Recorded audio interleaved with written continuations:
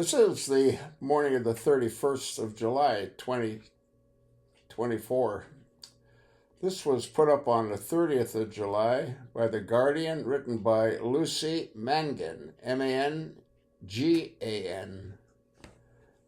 Title: A Storm Foretold Review, a terrifying glimpse into Trump's time in the White House.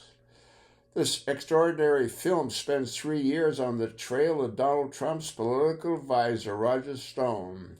It's a shocking tale of the ex-president's inadequacies. He's got a whole lot of them, I'll tell you. The most immediately convincing words out of the subject's mouth in The Storm Foretold are when he is threatening the director, obviously, says Roger Stone to Danish filmmaker Christopher Goldbardson at the end of an anti-Trump rant. If you use any of that, I'll murder you. End of quote. As Goldbardson notes earlier in the film, the relationship is complicated. The 90-minute documentary follows Donald Trump's longtime ally, friend, possibly, if either man is capable of friendship, and political advisor for 3 years from 2019 to 2022. Excerpt, that is, for the short hiatus. When Stone switches allegiance to another crew and cuts Goldbardson off, the stress of which surely contributes to the Dane's ensuing heart attack.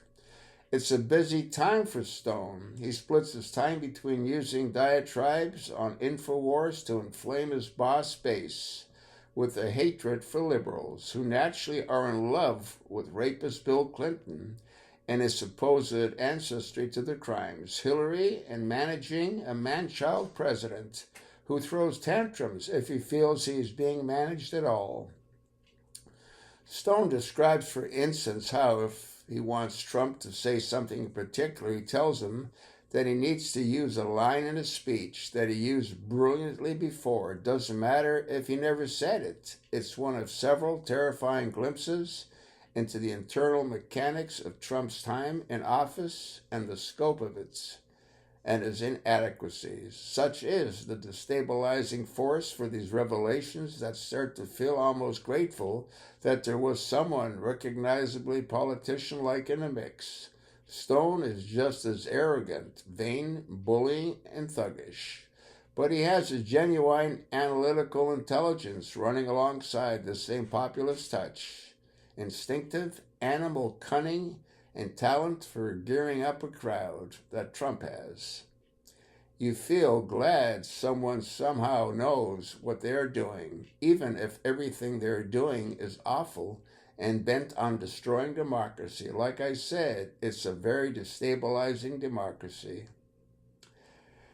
We watch as Trump's election campaign is investigated for interference by Russia, and Stone goes on trial for allegedly covering up Trump's various inapproprieties. He is convicted, but his sentence is commuted by Trump, though Stone had been confident of a full pardon. We follow Stone through 2020 as he prepares the backup plan for an increasingly likely event that Trump loses the election to Joe Biden. The Stop the Steal campaign that will, we know, culminate in a march on Capitol Hill on January 6, 2021, in an outbreak of violence that essentially amounts to an insurrection. He rallies the troops, especially the right-wing group known as the Proud Boys, who have appointed themselves his voluntary security force, and seems to worship him with almost as much favor as they do Trump himself. Stone strides on, dropping jokes about being shoot a liberal for Christ Day, and like a jovial barracuda, recognizing they should fuck the voting. Let's get right to the violence, advising crowds on what you can do for the republic, turning truths into plausible lies and generally fostering the tension. Conspiracy theories, fear, and a sense of powerlessness, 1,000 years of darkness, will follow a Democrat win that fuels the MAGA membership. When Biden does win, they are assured that Trump won, and the lie falls on perfectly prepared ground. The march takes place. The Capitol is breached. Lives are lost, and hundreds injured. You can read the rest of the article, but you sort of get the picture. Yeah, Trump's a nightmare, and so is Camel Face on her knees. But I still believe that Big Mike's going to be the Democratic nominee.